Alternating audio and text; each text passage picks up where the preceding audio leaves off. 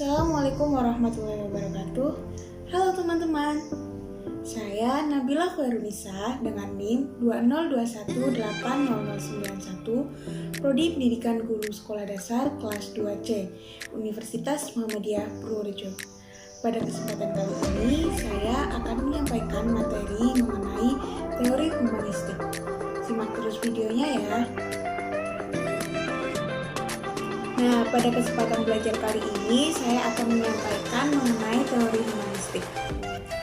Sebelumnya, teori humanistik menyatakan bahwa manusia adalah agen bebas dengan kemampuan superior menggunakan simbol-simbol dan berpikir secara abstrak. Kata humanistik itu sendiri pada hakikatnya adalah kata sifat yang merupakan pendekatan dalam pendidikan. Nah, teori humanistik itu memiliki asumsi bahwa teori belajar apapun itu baik dan bermanfaat apabila memiliki tujuan untuk memanusiakan manusia. Yang dimaksud dengan memanusiakan manusia yaitu aktualisasi diri, pengembangan diri, pemahaman diri, serta realisasi diri seseorang dalam belajar secara optimal.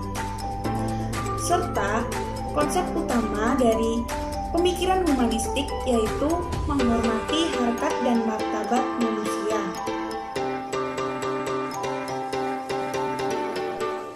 Nah, teman-teman, tadi kan kita sudah mempelajari mengenai pemikiran dari teori humanistik.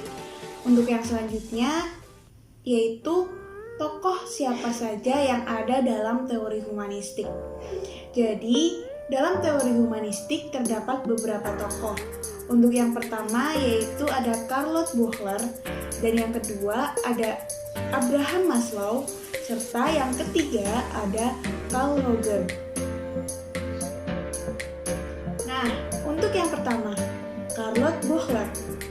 Bohler menyatakan bahwa tujuan nyata dari manusia yaitu untuk memenuhi apa yang ingin didapatkan dari prestasi yang mereka miliki di dalam dirinya. Charlotte Bohler juga menyampaikan bahwa manusia memiliki 5 fase kehidupan. Untuk fase yang pertama yaitu fase usia 0 sampai dengan 15 tahun. Fase ini disebut dengan pengembangan biologis progresif. Mengapa disebut dengan pengembangan biologis progresif?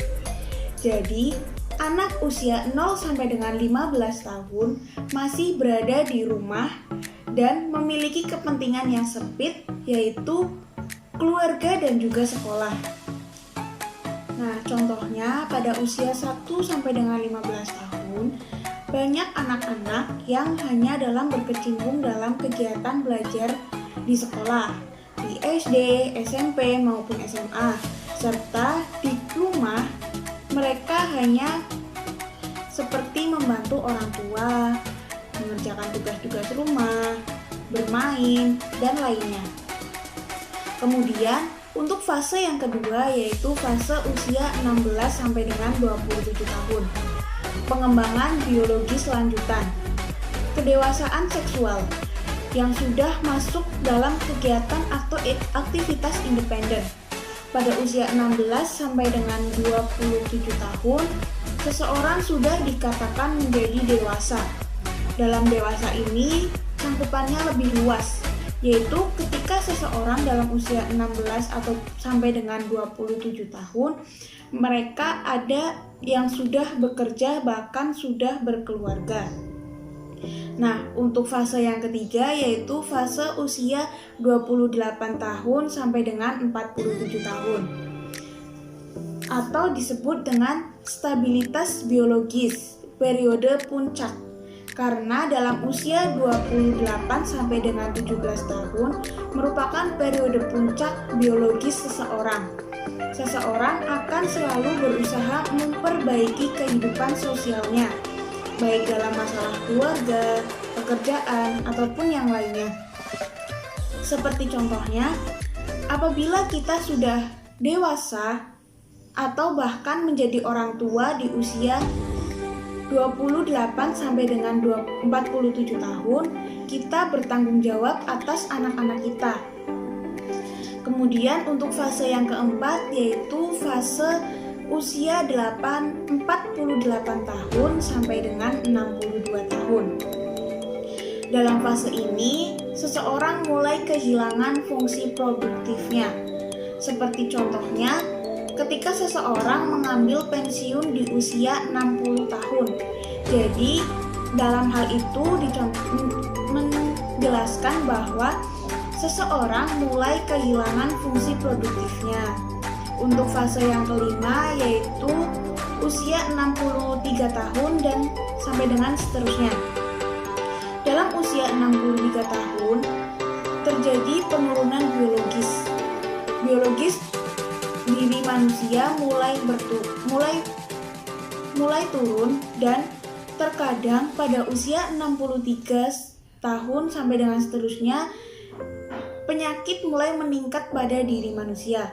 Contohnya pada kakek-kakek yang sudah berusia lebih dari 60 tahun biasanya lebih rentan terkena penyakit.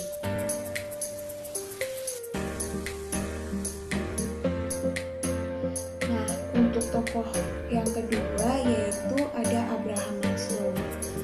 Abraham menyampaikan bahwa teori humanistik yaitu rangkaian pembelajaran yang berangkat dan kembali pada individu tersebut.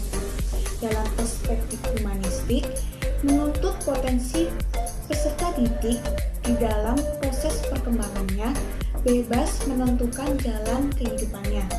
Dengan kata lain, setiap peserta didik bebas memilih jalan yang akan mereka tempuh.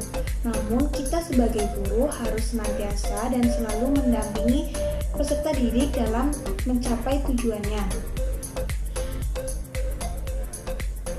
Abraham Maslow juga menyampaikan perilaku manusia dapat dijelaskan sebagai motivasi untuk memenuhi kebutuhannya.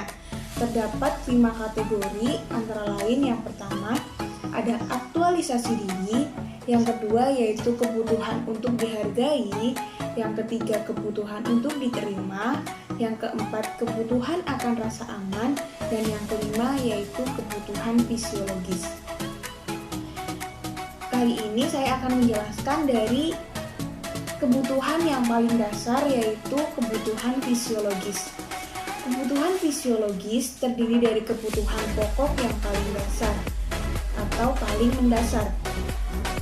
Seperti halnya ketika seseorang melakukan kewajibannya, maka orang tersebut berhak menerima hak yang harusnya mereka dapatkan. Kemudian untuk yang tingkat selanjutnya yaitu kebutuhan akan rasa aman. Setelah mereka mendapatkan apa yang mereka seharusnya dapatkan, seseorang akan membutuhkan rasa aman. Hal ini menggambarkan bahwa kemauan mendapatkan keamanan dan jauh dari ancaman serta mara bahaya. Untuk tingkatan yang ketiga yaitu kebutuhan untuk diterima. Sebagai makhluk sosial, setiap orang akan merasa bahagia apabila dirinya itu diterima di masyarakat, bahkan diikutsertakan dalam kegiatan organisasi di lingkungannya. Tidak hanya dalam lingkungan bermasyarakat, namun juga dalam lingkungan di sekolahnya. Kemudian untuk kebutuhan pada tingkatan yang keempat yaitu kebutuhan untuk dihargai. Kebutuhan dihargai disebut juga dengan kebutuhan ego, berkaitan dengan keinginan dari dalam diri manusia untuk dihargai atau diberi kesan yang positif, diakui, serta penghargaan dari sesama manusia. Contohnya, ketika seseorang melakukan suatu hal yang mereka anggap bahwa itu menghasilkan hal yang bagus, maka dalam diri manusia tumbuh rasa ingin dihargai dari sesama orang lain, atau setidaknya diberikan ucapan yang membuat. Untuk tingkatan yang paling tinggi atau puncak yaitu ada aktualisasi diri. Kebutuhan tersebut diantaranya yaitu kebutuhan akan pengembangan bakat dan potensi yang ada pada pada diri sendiri, memaksimalkan kecakapan, serta menjadi insan yang unggul. Contohnya, ketika seseorang sudah mendapatkan perilaku yang memotivasi kehidupannya dan terpenuhi kebutuhannya, maka orang tersebut berhak untuk mengembangkan bakat atau potensi yang mereka miliki.